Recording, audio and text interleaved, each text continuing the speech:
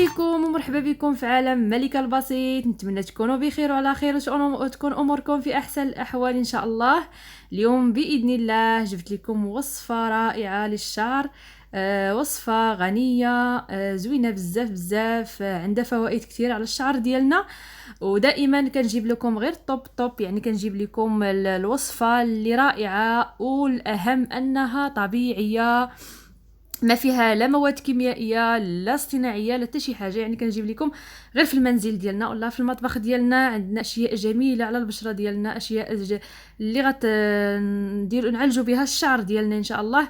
الفلفله الخضراء معروفه فوائدها لا تعد ولا تحصى، عندها بزاف ديال الفوائد على الجسم ديالنا وعلى حتى على الشعر ديالنا. وهنايا غادي نجيب واحد المصفى، واحد الحكاكه عفوا، اللي غادي نحك فيها هاد الفلفله الخضراء ولا الفلفل الاخضر، يعني الفلفله الحلوه. غادي نحكها على هاد الشكل هذا وانتم كتشاهدوا. غادي نحكها في الجهه الغليظه باش نحصل على هذيك الفلفله. خاصها تجيني مطحونه، يعني تجيني رقيقه شويه، ما تجينيش غليظه. وهنايا خاصكم تصبروا شويه لانها يعني خاويه الفلفله من الوسط، ما كتبغيش تحك معنا بسرعه. قلنا من بعد ما حكيتها كتجي على هذا الشكل هذا، كتحصلوا عليها بحال هكا. غادي نحتاج واحد الكاس ديال زيت الزيتون، غادي نحصلوا على الزيت ديال الفلفله الحمراء او الزيت ديال الفلفل الاخضر كيف ما كتشاهدوا. غادي نخوي هذاك الكاس الكبير ديال الزيت ونخويه في الكاسرون كيف ما كتشاهدوا، وغادي نديرو نخلط واحد شويه بحال هكا، يعني حتى يندمجوا المكونات بزوج. غادي نجيب واحد الكاسرون اخر وغادي نضيف فيه الماء يكون بارد من الروبينيه، وغادي نوضع عليه الكاسرون اللي فيه الفلفل على شكل حمام مائي كيف ما كتشاهدوا. غادي ندير عليه الكاسرونه اللي فيه الفلفله، غادي نديرو في حمام مائي ونوضعو فوق النار اللي تكون مهيله نتوما كيف ما كتشاهدوا. وغادي نخلطوا المكونات مزيان بحال هكا باش تندمج هذيك الزيت مع الفلفله. وغادي نشعلوا عليهم النار اللي تكون مهيله، ما تكونش مجهده بزاف. وغادي نحسبوا ليهم 30 دقيقه او نص ساعه، يعني نص ساعه ديال المكانه اللي غادي نحسبوا ليهم. وما تحسبوش نص ساعه او 30 دقيقه حتى تيبدا داك الماء اللي في الكاسرونه تيغلي، يعني حتى كيبدا داك الماء كيغلي عاد كتحسبوا، يعني كتحسبوا نص ساعه. ما تحسبوهاش من يلا حطيتوا الكاسرون فوق النار حتى تيبدا داك الماء كيغلي، عاد غنحسبوا ليها 30 دقيقه.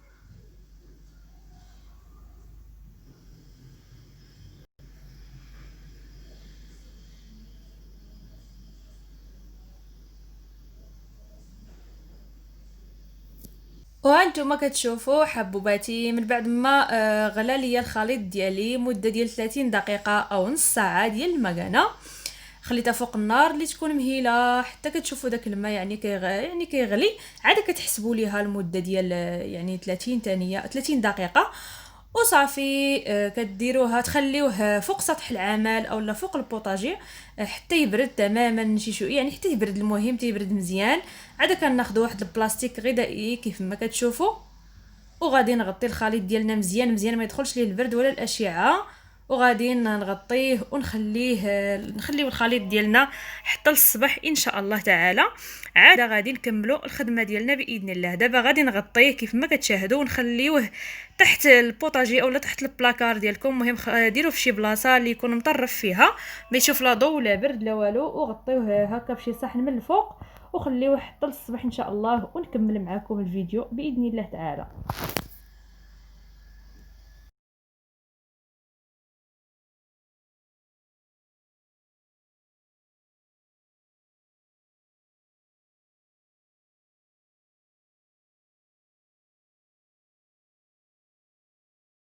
هو الخليط ديالنا من بعد ما خليته ليله كامله، خليته في واحد المكان اللي مظلم ما تكونش فيه الاشعه وما يكونش فيه الضوء.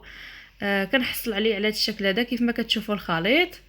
دابا غادي نجيب واحد المصفات اللي غادي نصفيو فيها الخليط ديالنا او الفلفله ديالنا باش نعزلو الزيت على ديك الفلفله ونحصلو على الزيت ديال الفلفله او زيت الفلفل الاخضر. الى عندكم شي زيت ديال حياتي من الاحسن ومن الافضل، يعني الزيت ديال حياتي زوين بزاف، هو اللي غادي دغيا غيساعدكم على على هاد الزيت، على باش تعزلوا الزيت من الفلفله. الزيت حياتي دغيا غتعصروه وغادي تحكموا فيه ودغيا غادي تعزل لكم داك الزيت. انا ما متوفرش عندي، غادي غير نديباني بهاد المصفات هذه حتى هي غادي تصفيه، ولكن الزيت ديال حياتي احسن. الا عندكم ديروا فيه الخليط وعصروه مزيان مزيان. صدقوني حبوباتي، هاد الفلفله رائعه جدا للشعر. دائما كنجيب لكم غير الوصفات اللي طوب، اللي رائعه، طبيعيه، بمكونات طبيعيه اللي متوفره عندنا في المنزل ديالنا، يعني من المكونات اللي طبيعيين 100% ومضمونين، ما عندهم حتى شي اضرار جانبيه على الشعر ديالكم نهائيا. بالعكس عندهم فوائد كثيره على الشعر ديالنا المتضرر والشعر اللي كيتساقط بكثره. الناس اللي كيعانيوا من تساقط الشعر، هاد الوصفات اللي تنجيب رائعين جدا للشعر. الفلفل الاخضر معروف فوائد ديالو العديده والكثيره. يتكون الفلفل الاخضر من الاملاح المعدنيه والحديد والالياف وفيتامين سي وفيتامين الف وفيتامين جيم والفوسفور والكالسيوم الى غير ذلك. يعني عنده فوائد كثيره بزاف بزاف بزاف، وعنده بزاف ديال الفيتامينات. يعني غادي الا جيت نهضر معكم غادي نطول لي، غادي نعاود لكم بزاف اللي فيه، يعني الفوائد اللي فيه غادي يجي لي الفيديو طويل ويجي ممل.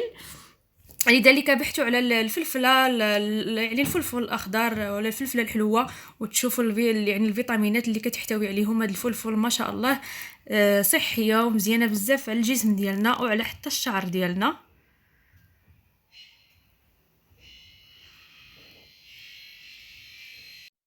وها هي الزيت ديال الفلفله، حصلت عليها على هذا الشكل هذا كيف ما راكم تشوفوا. صفيتها مزيان ودرت الخليط ديال الزيت ديال الزيت الفلفل او الزيت ديال الفلفله الحلوه، درتها في هذه القريعه ديال الزاج. ما ديروش في شي قريعه ديال البلاستيك نهائيا، بحال هاد الخلطات ولا بحال هاد الوصفات ديروهم في قرعه ديال الزاج لانهم كيكونوا حساسين بزاف.